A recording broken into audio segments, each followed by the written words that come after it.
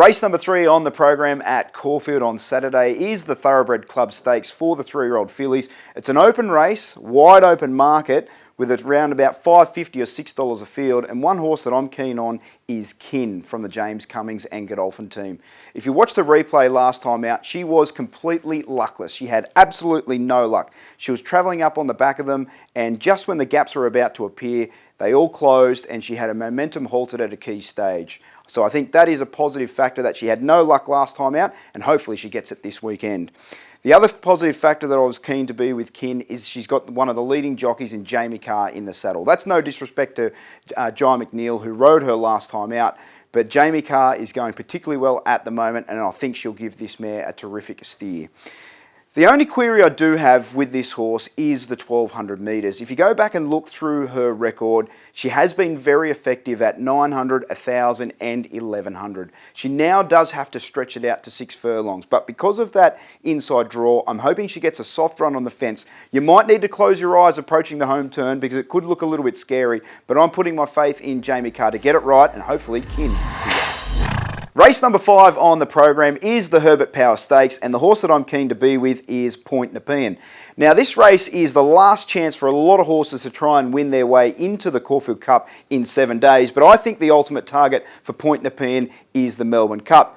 But Lloyd Williams and his family have won this race on a couple of occasions, and I think they might be able to do it again with Point Nepean. Now, the horse just had too many excuses last time. He was completely barbecued up on speed. They went forward and on a tempo that was way too fast. He was first up off a break, and he was poorly weighted on that occasion, and I think that run will bring him on nicely for this start. You have a look at the SP that he did have there. He was very well supported in the market and was highly fancied on that occasion. Now, just because one poor run where he did have a few excuses, he's more than double the price. You can get double figures about Point Nepean this week. And yes, while it might not be his grand final, I still think he's worth having something on. The other third point that I'm keen to be with Point Nepean for is that he settles on speed. I go through this race and I don't see a lot of pressure at the front end. Maybe Desert Icon kicks up from an inside draw and looks to lead, but I'm not sure he wants to go that hard over 2400 metres. There's a lot less pressure in this contest compared to his run last time out, and I think that'll be very suitable for Point Nepean. Race number 6 on the program is the Scalacci Stakes, and the horse that I'm keen to be with here is Palele from the James Cummings team. He was unsuited, I thought, first up in the Moir Stakes, over 1,000 metres around Moonee Valley, but there's a couple of points which I believe will see him improve here on Saturday. The first one of those is his closing splits. He was terrific through the line in that Moir Stakes from an unsuitable position on a track that wasn't really favouring horses getting back in the field. The bias was certainly against last time out, and I'll be forgiving any horse that wasn't up on speed or close to the inside. If you go back through the record of Palele through his career, I'm not convinced either that 1,000 metres is his preferred trip. He does improve when he goes up in distance, and while he may appreciate even further than Saturday's trip of 1,100 metres, I still think it's much better than last time out. He is the proven weight for age performed sprinter in this field. He's got some terrific placings in races in Sydney that are much higher grade than what he's facing on the weekend. And for that reason, I think Palele's a great bet in the Scalacci Stakes. Race number 9 on the card is the Group 1 Toorak Handicap, and I think the favourite, I Wish I Win, is a good thing. Now, his form since arriving in Australia is outstanding. He's had 2 runs for Peter Moody, 1 a win at Caulfield over the 1,400 metres, and then last time out at Sandown, he had no right to win the way he did, and he still put away that field with absolute authority. He's been running fast times in both his victories, which suggests the step up in trip to the 1,600 should be ideal. They went very quick in that 1,300 metre race at Sandown last time out, and he still has the ability to reel off some impressive closing splits. Now, another key point here is he's beat a number of his key rivals already.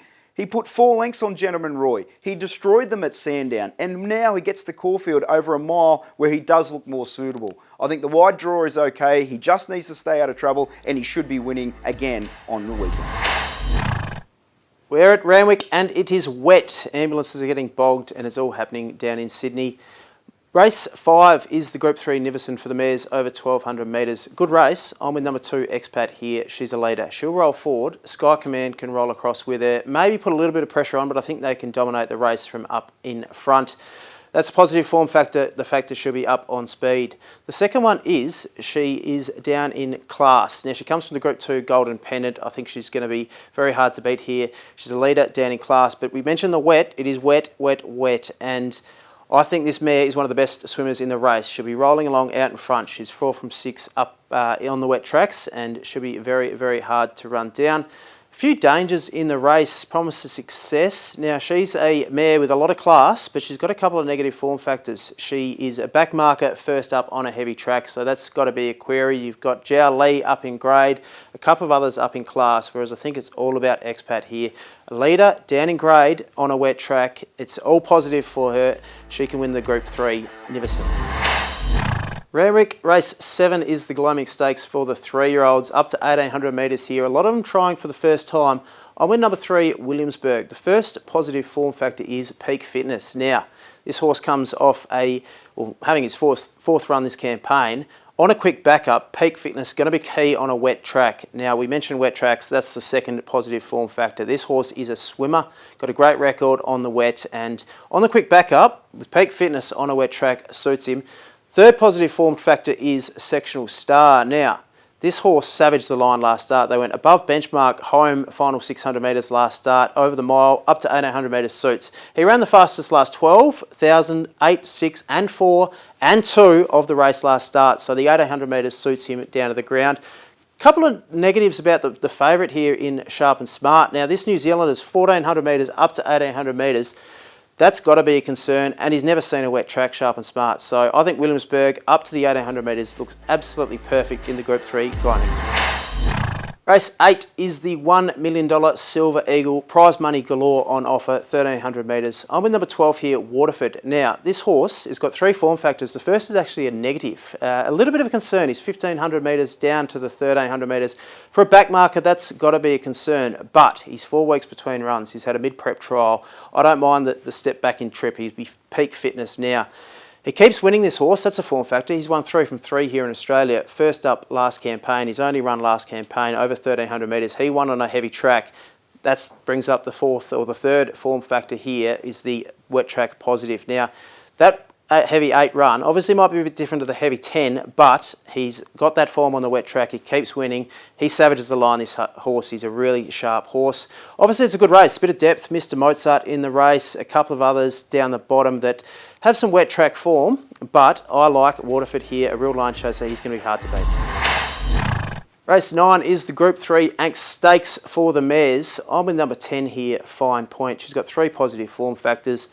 She maps perfectly. She'll roll along on speed. She doesn't have to lead, but she can settle close to the speed, which is pivotal on the wet tracks. Speaking of wet tracks, she doesn't mind it wet at all. That's a positive form factor. She can get through the ground, and her career record, third positive form factor, is superb. Her career record is outstanding. She only missed a place once. That was on debut over 1200 metres where she savaged the line. Since then, gone through the roof in terms of wins, and her career record is outstanding. So 3 positive form factors there. I really like her. Couple of dangers. Polly Gray, absolute swimmer, might be the best mudlark in the country. I just didn't love her trial leading in. Plenty of others to make a case for, but I really like the value around Fine Point here.